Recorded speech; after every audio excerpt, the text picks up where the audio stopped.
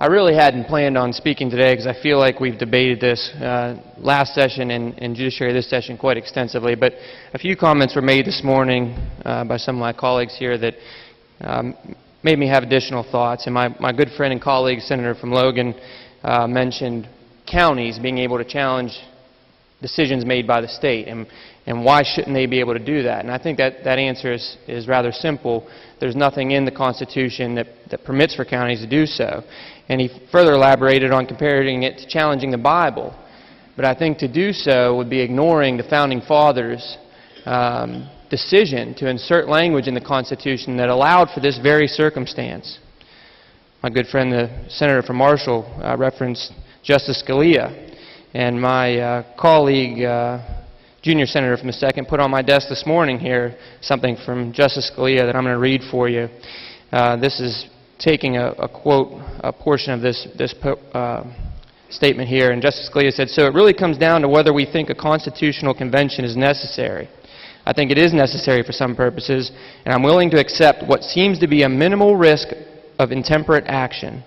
The founders inserted this alternative method of obtaining constitutional amendments because they knew that Congress would be unwilling to give attention to many issues that people are concerned with, particularly those involving restrictions on the federal government's own power."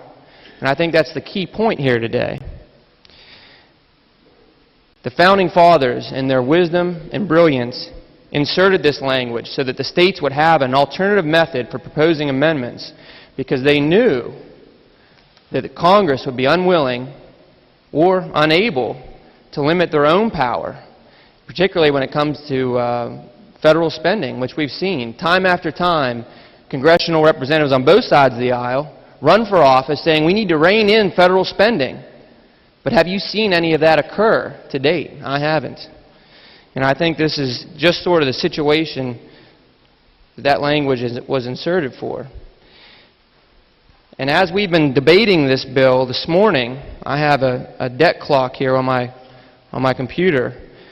Just while we've been debating this resolution, the federal budget has risen by $25 million just in the last few minutes. To me, that's a pretty serious situation. It continues to climb even as I'm speaking. And it was mentioned this morning that there's no way to assure that this convention can be limited, but I think to say that would be to ignore the very high bar that the Founding Fathers put in place to make sure that these debates did not get out of hand, and that high bar is a 3/4 of the states to ratify such an amendment. And for those reasons, I support this resolution.